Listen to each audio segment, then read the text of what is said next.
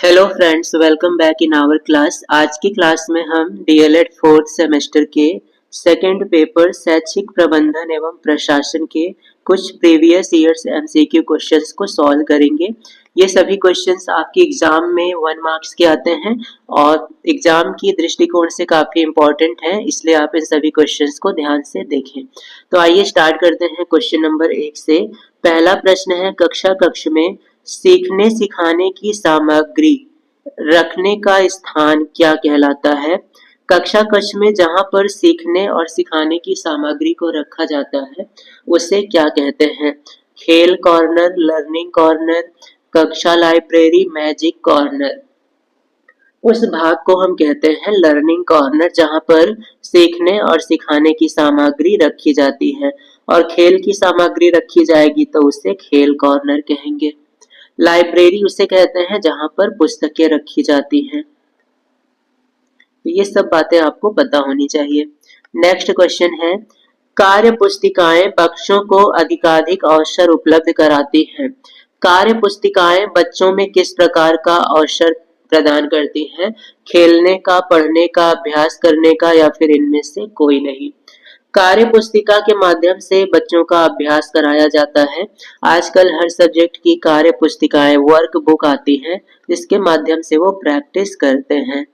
तो ये work book practice करने के लिए उपयोगी है, ये बात आप याद रखेंगे।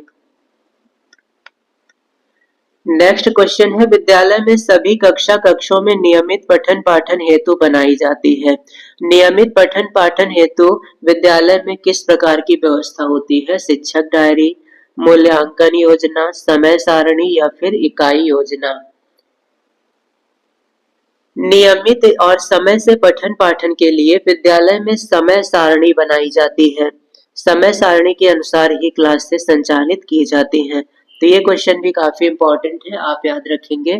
नेक्स्ट क्वेश्चन है, विद्यालय समय सारणी में कौन सा गुण होता है? कठोर, लचीला, अपरिवर्तनीय, इनमें से कोई नहीं? विद्यालय समय सारणी लचीली होती है, अर्थात उसमें आवश्यकता पड़ने पर परिवर्तन किया जा सकता है।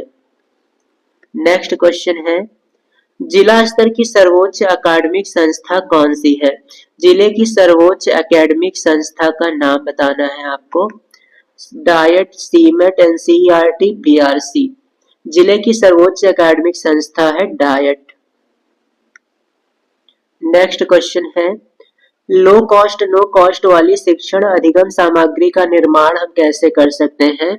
लो कॉस्ट नो कॉस्ट, कम से कम खर्च या बिना खर्च के शिक्षण अधिगम सामग्री का निर्माण हम बाजार से वस्तुएं क्रय करके कर सकते हैं, या शासन द्वारा प्राप्त सामग्री से, या स्थानीय परिवेश से उपलब्ध वस्तुओं से, या फिर इनमें से सभी से।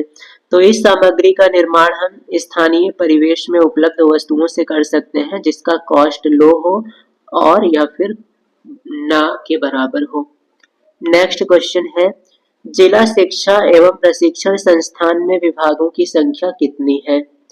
जिला शिक्षा और प्रशिक्षण संस्थान में विभागों की संख्या 3, 4, 5, 7। तो यहाँ पर सही जवाब है 7। जिला शिक्षा और प्रशिक्षण संस्थान में कुल 7 विभाग होते हैं।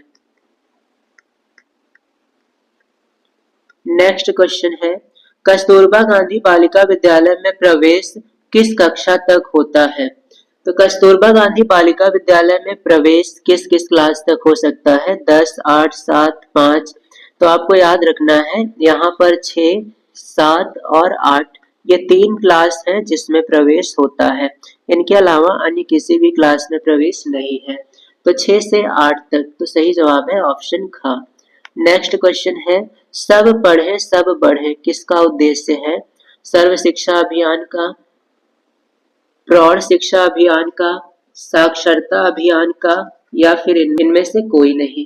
तो सब पढ़े सब बढ़े यह उद्देश्य है सर्व शिक्षा अभियान का। तो ये क्वेश्चन आपको लर्न रखना है, इंपॉर्टेंट है काफी। नेक्स्ट क्वेश्चन है, मानवीय संसाधन इनमें से कौन नहीं है? बालक, शिक्षक, प्रधान अध्यापक, श्यामपट्ट। इनमें से श्यामपट्ट ये मानवीय संसाधन नहीं है। बालक, शिक्षक और अध्यापक ये मानवीय संसाधन है। नेक्स्ट क्वेश्चन है, राज्य शिक्षा संस्थान कहाँ स्थित है? लखनऊ, आगरा, प्रयागराज, वाराणसी। राज्य शिक्षा संस्थान कहाँ पर स्थित है?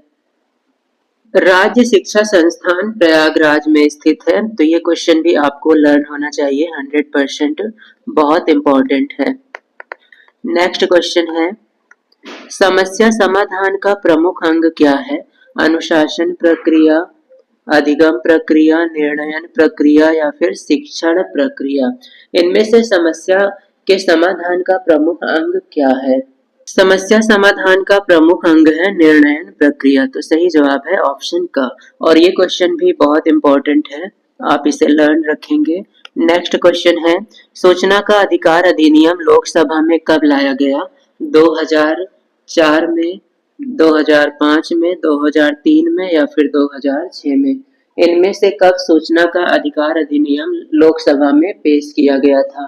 तो ये पेश किया गया था दिसंबर 2004 में। नेक्स्ट क्वेश्चन है, राष्ट्रीय शैक्षिक अनुसंधान एवं प्रशिक्षण परिषद का मुख्यालय कहाँ स्थित है? दिल्ली, भोपाल, लखनऊ, वाराणसी। तो इसी को हम लोग शॉर्ट में NCERT कहते हैं। इसका मुख्यालय नई दिल्ली में स्थित है। तो ये क्वेश्चन भी बहुत इंपॉर्टेंट है आपके लिए। नेक्स्ट क्वेश्चन है, आंग्ल भाषा शिक्षण संस्थान कहाँ स्थित है? लखनऊ, प्रयागराज, मेरठ, आगरा। इनमें से आंग्ल भाषा शिक्षण संस्थान कहाँ स्थित है? आंग्ल भाषा शिक्षण संस्थान प्रयागराज में स्थित है। नेक्स्ट क्वेश्चन है, शिक्षक दिवस कब मनाया जाता है? तो बहुत ही सिंपल और इम्पोर्टेंट क्वेश्चन है आपके लिए। शिक्षक दिवस हम कब मनाते हैं? तो ये सही जवाब है 5 सितंबर को। और क्यों मनाते हैं? तो इस दिन जन्म दिवस होता है डॉक्टर सर्वपल्ली राधाकृष्णन का।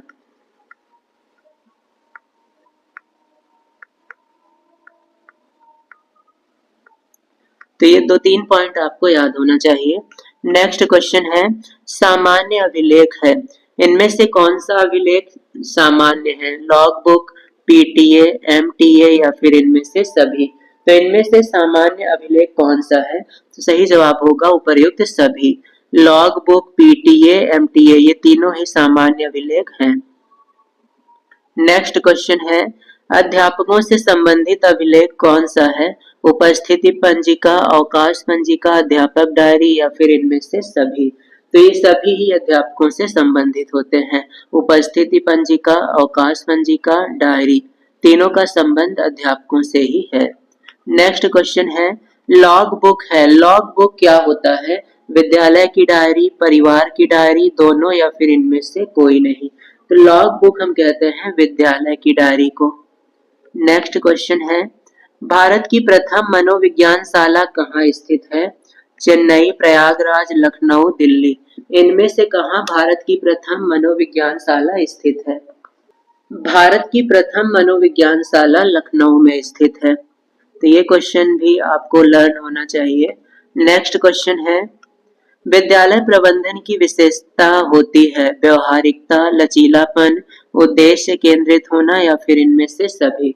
इनमें से कौन विद्यालय प्रबंधन की विशेषताएं हैं? ये सभी विद्यालय प्रबंधन की विशेषताएं होती हैं व्यवहारिकता, लचीलापन, उद्देश्य केंद्रित। और तो सही जवाब होगा उपर्युक्त सभी। नेक्स्ट क्वेश्चन है, डॉक्टर जसवंत सिंह ने समय सारणी को क्या कहा है? स्पार्क प्लग, यंत्र, गतिविधि या फिर केवल अभिलेख। डॉक्टर जसवंत सिंह के अनुसार समय सारणी क्या है? तो समय सारणी को उन्होंने गतिविधि माना है। नेक्स्ट क्वेश्चन है, शैक्षिक पर्यवेक्षण का प्रमुख उद्देश्य क्या होता है? शिक्षा की संपूर्ण प्रक्रिया में वांछनीय परिवर्तन करना, सामान्य निर्देश देना, कक्षा कक्ष का निरीक्षण, अनुदानों की अपव्यय का निरीक्षण। तो इनमें से शैक्षिक पर्यवेक्षण का उद्देश्य होता है सामान्य निर्देश देना। पाठ्य सहगामी क्रियाकलाप की विशेषता है सांस्कृतिक कार्यक्रम, राष्ट्रीय पर्व, वृक्षारोपण, उपर्युक्त सभी। इनमें से सभी ही पाठ्य सहगामी क्रियाएं हैं। पाठ्य सहगामी अर्थात पढ़ाई के साथ साथ की जाने वाली क्रियाविधि।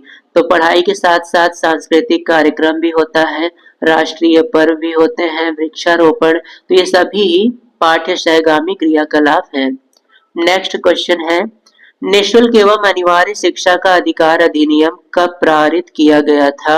2009, 8, 6, 5। इनमें से कब निशुल्क एवं अनिवार्य शिक्षा का अधिकार अधिनियम पारित हुआ? तो ये पारित हुआ था वर्ष 2009 में।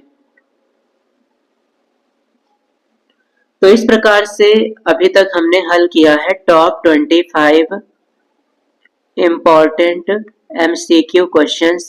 आपको इन सभी क्वेश्चंस को अच्छे से लर्न करना है और अगर किसी को किसी भी प्रकार का डाउट हो तो आप कमेंट कर सकते हैं। साथ ही साथ अगर आप हमारी डेली क्लासेस की PDF नोट्स चाहते हैं तो इसके लिए आप हमारे टेलीग्राम चैनल को ज्वाइन कर सकते हैं और अगर आप चैनल पर नए हैं तो चैनल को सब्सक्राइब और वीडियो को लाइक करना ना भूलें।